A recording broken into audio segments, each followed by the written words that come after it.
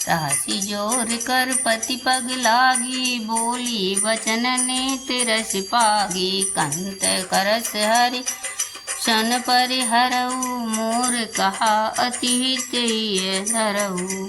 समझत जास दूत कर करनी, श्रवहि गर्भ रजनी चर धरनी। तासु नारि निज सचिव बुलाई, पठबहु कंत जुचाऊ भलाई। उदार सर्पराज शेष जी भी सेना का बोझ नहीं सह सकते। वे बार बार मोहित हो जाते हैं, घबरा जाते हैं और पुनः कच्छप की कठोर पीठ को दांतों से पकड़ते हैं। ऐसा करते अर्थात बार बार दांतों को गड़ाकर कच्छप की पीठ पर लकीर सी खींचते हुए वे कैसे शोभा दे रहे हैं, मानो श्री रामचंद्र जी की सुंदर प्रस्थान यात्रा को परम सुहावनी जानकर उनकी अचल पवित्र कथा को सर्पराज शेष जी कच्छप की पीठ पर लिख रहे हों। इस प्रकार कृपा निधान श्री राम जी समुद्र तट पर जा उतरे। अनेकों रीछ वानर वीर जहाँ तहाँ फल खाने लगे। वहाँ लंका में जब से हनुमान जी लंका को जलाकर आए, तब से राक्षस भयभीत रहने लगे। अपने अपने घरों में सब विचार करते हैं कि अब राक्षस कुल की रक्षा का कोई उपाय नहीं है। जिसके दूत का बल वर्णन नहीं किया जा सकता, उसके स्वयं नगर में आने पर कौन भलाई है। हम लोगों की बड़ी बुरी दशा होगी। दूतियों से नगर निवासियों के वचन सुनकर मंदोदरी बहुत ही व्याकुल हो गई।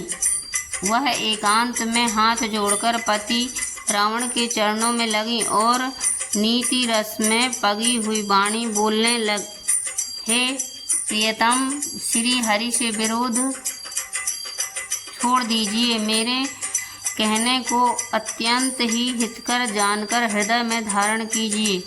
जिनके दूत की करनी का विचार करते ही, स्मरण आते ही राक्षसों की स्त्रियों के गर्भ गिर जाते हैं। हे प्यारे स्वामी, यदि भला चाहते हैं तो अपने मंत्री को बुलाकर उसके साथ उनकी स्त्री को भेज दीजिए।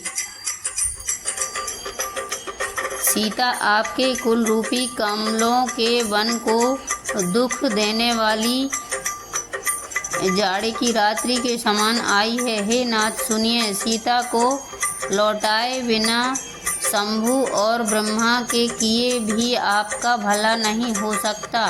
श्री राम जी के बाण सर्पों के समूह के समान हैं और राक्षसों के समूह मेंढक के समान।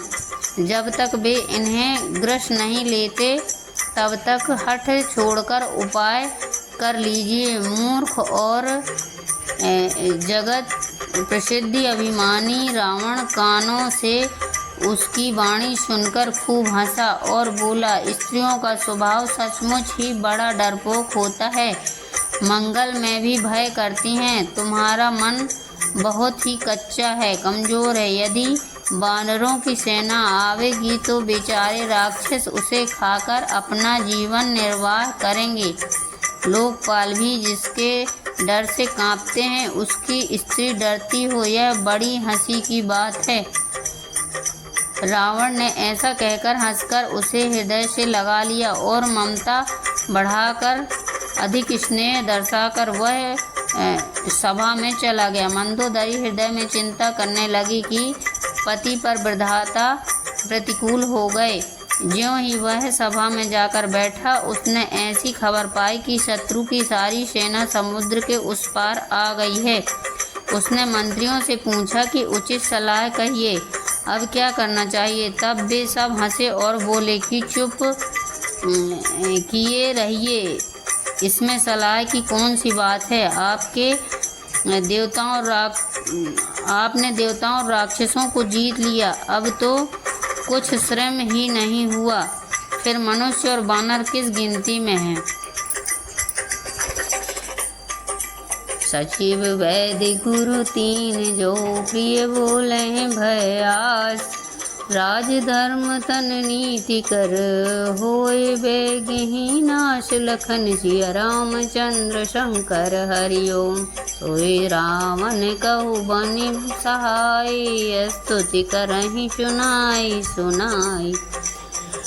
अवसर जान विभीषण आवा। भ्राता चरण शीश तेहि नावा। पुनि सिरुनाई बैठ निज आसन। बोला वचन पाई अनुशासन। जो कृपाल पूछहि मोहि बाता।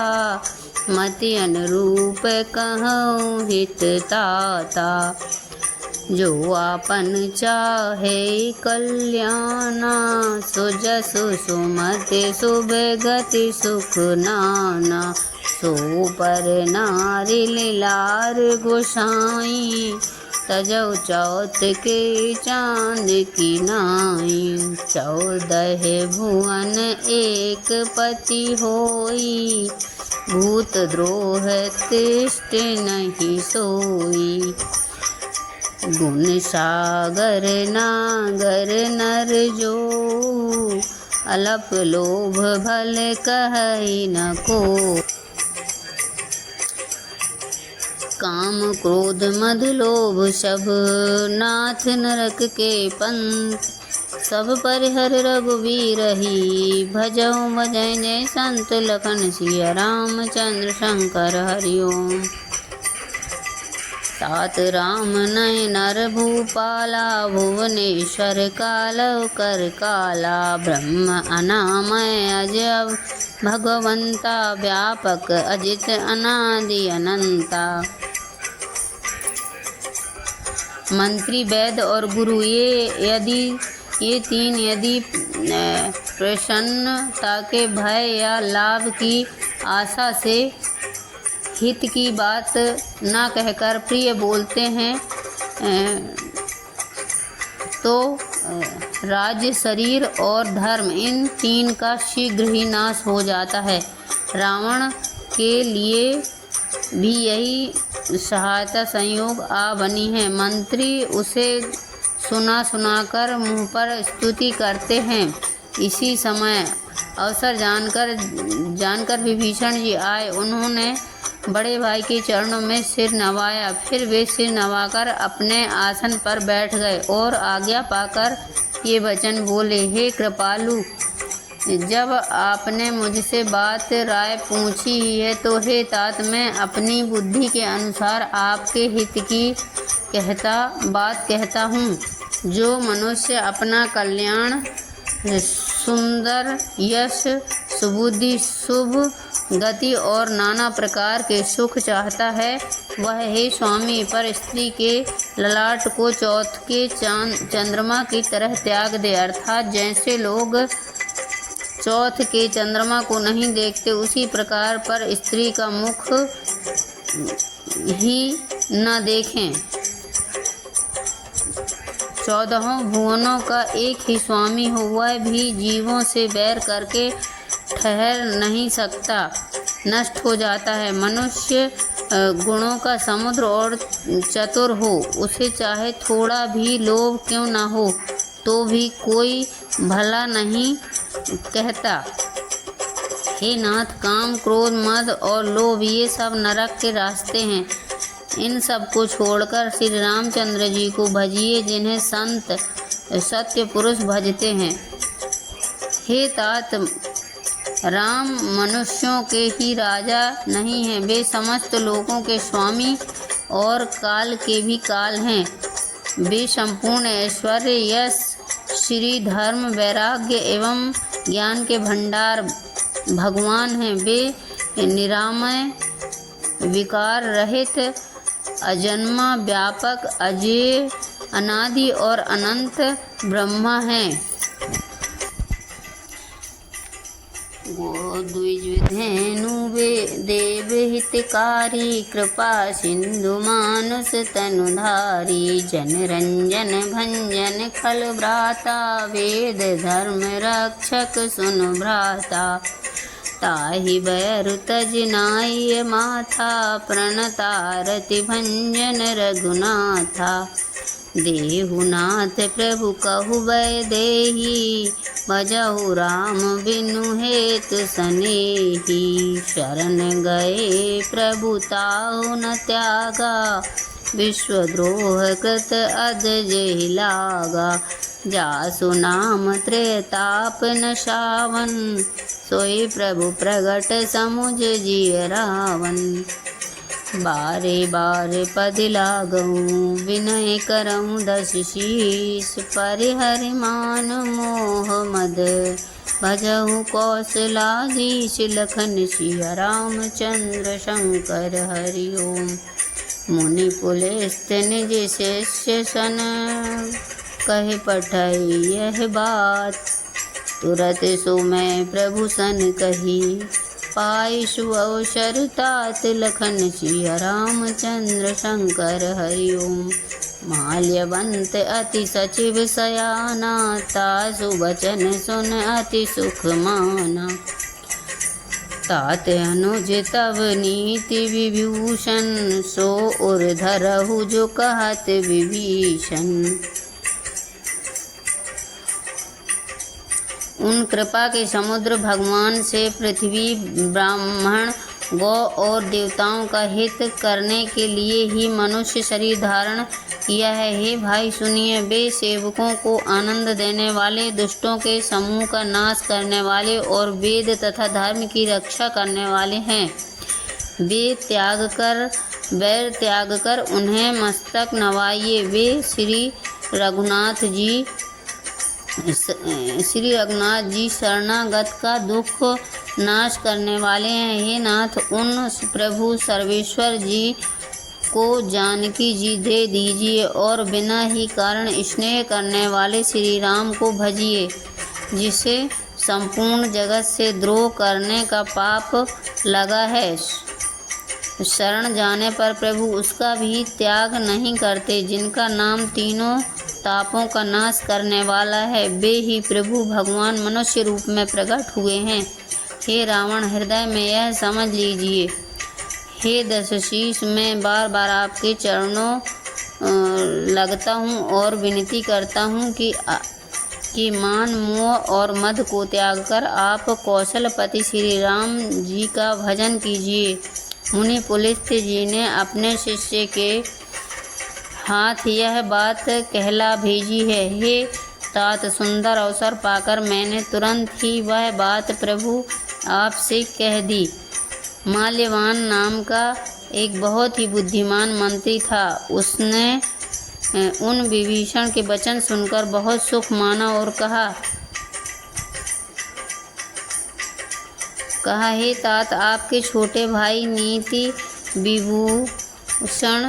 को विभूषण रूप में धारण करने वाले अर्थात नीतिमान हैं। विभीषण जो कुछ कह रहे हैं उसे हृदय में धारण कर लीजिए। रिपु उत्कर्ष कहत सठ दो, दूर न करहु यहाँ है को। माल्यवंत ग्रह गयउ बहोरी, कहै विभीषण पुनि कर जोरी। सुमति कुमति सबके उर नाही, नाथ पुराण निगम अस कहीं।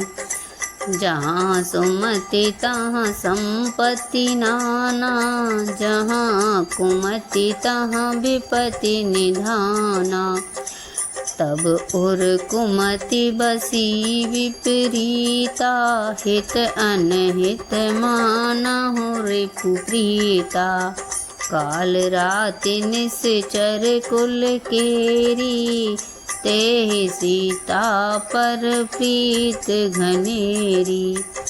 तात चरण गहि मांगऊ, राखहु मोर दुलार। सीता देहु राम कहूँ, अहित न होय तुम्हार। लखन सिया रामचंद्र शंकर हरि ओम। बुध पुराण श्रुति सम्मत बानी, कही विभीषण नीति बखानी। सुनत दशानन उठा रिसाई, खल तो निकट मृत्यु अब आई। जियस सदा सठ मोर जियावा, रिपु कर पक्ष मूढ़ तो ही भावा।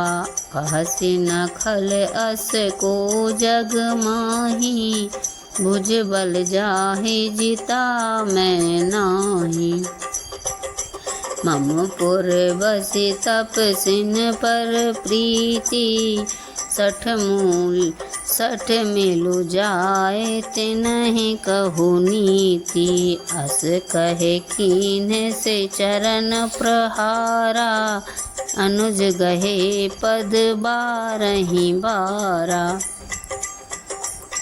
रावण ने कहा, ये दोनों मूर्ख शत्रु की महिमा बखान रहे हैं, यहाँ कोई है, इन्हें दूर करो न। तब माल्यवान तो घर लौट गया और विभीषण जी हाथ जोड़कर फिर कहने लगे, हे नाथ, पुराण और वेद ऐसा कहते हैं कि सुबुद्धि और कुबुद्धि सबके हृदय में रहती है। जहाँ सुबुद्धि है वहाँ नाना प्रकार की संपदाएं रहती हैं, और जहाँ कुबुद्धि है वहाँ परिणाम में विपत्ति रहती है। आपके हृदय में उल्टी बुद्धि आ बसी है, इससे आप हित को अहित और शत्रु को मित्र मान रहे हैं। जो राक्षस कुल के लिए काल रात्रि के समान हैं, उन सीता पर आपकी बड़ी प्रीति है। हे तात, मैं चरण पकड़कर आपसे भीख मांगता हूँ, विनती करता हूँ कि आप मेरा दुलार रखिए। मुझ बालक के आग्रह को स्नेह पूर्वक स्वीकार कीजिए। श्री राम जी को सीता जी दे दीजिए, जिसमें आपका अहित न हो। विभीषण ने पंडितों, पुराणों और वेदों द्वारा सम्मत अनुमोदन वाणी से नीति बखान कर कही, पर उसे सुनते ही रावण क्रोधित हो उठा और बोला कि रे दुष्ट, अब मृत्यु तेरे निकट आ गई है। अरे मूर्ख, तू जीता हो तो है सदा मेरा जिलाए हुआ, अर्थात मेरे ही अन्न से पल रहा है, पर ये मूढ़ पक्ष तुझे शत्रु का ही अच्छा लगता है। अरे दुष्ट, बता ना, जगत में ऐसा कौन है जिसे मैंने अपनी भुजाओं के बल से ना जीता हो।